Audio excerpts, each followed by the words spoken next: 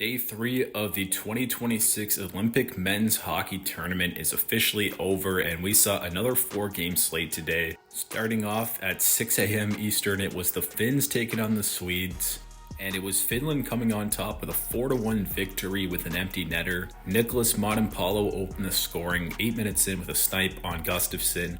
Anton Lundell knocked one out of midair into the net to make it 2-0. Dahlin got the Swedes on the board with a bomb on the power play, but shortly after it was Armia with a shorthanded goal for the Finns.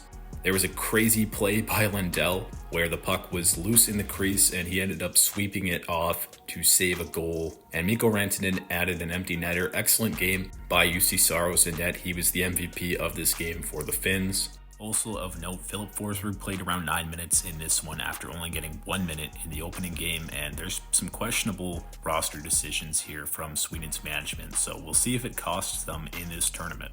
We also had Slovakia taking on Italy at this time, and it was a tight game actually, 3-2 the final in favor of the Slovaks. Hudacek on the power play opened up the scoring. He banked it off the defender and into the net. Sukol buried a loose puck to make it 2-0, but Italy got on the board shortly after. It was Matthew Bradley finding the rebound and putting it into the empty cage.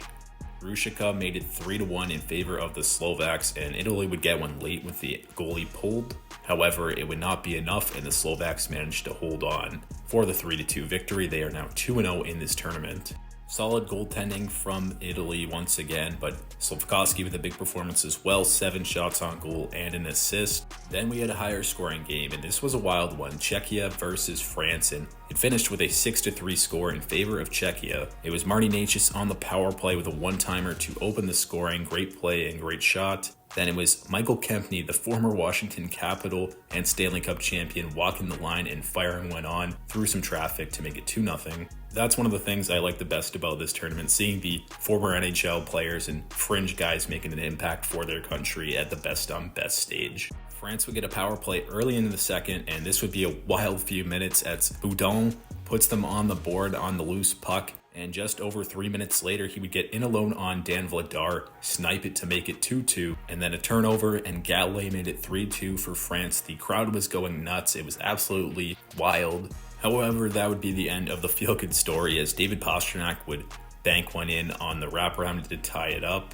And off a terrible line change, Filip Hronek with a heads-up play somehow springs the Czechs for a 3-0 shorthanded, and it was Stransky finishing it off for what would become the game-winning goal. And the Czechs didn't look back in the third period. It was Chaplik, the former Columbus/Ottawa prospect, making it 5-3. And then it was Shevchenko with a beautiful backhander to put the icing on the cake, 6-3 early on in the third period, and they would hold on. It would have been fun to see France come out and win this game, but they really couldn't muster up more than that. They only finished with 12 shots, and the Czechs took care of business. Wrapping it up, it was Canada taking on Switzerland, and this was a pretty fun game to watch, but the final score was 5-1 in favor of Canada. Heading into the game, Seth Jarvis came in for Marchand, and Josh Morrissey was injured, did not play in this game. However, he has not been ruled out of the tournament. He will not play, though, on Sunday against France. We also saw Logan Thompson make the start over Bennington, and he played pretty well, made, I think, 24 saves on 25 shots. He probably would have wanted the goal back that did go in. However, he did make some big-time saves, and I thought he played well. Opening the scoring was Connor McDavid, his first ever Olympic goal on the power play, off a great cross-ice feed from McKinnon. Harley off the rush off a great feed by McDavid to make it 2-0. However, shortly after that, it was Switzerland getting on the board. Suter with the rebound on the power play off a Sven Andrighetto one-timer, the former Montreal Canadiens legend.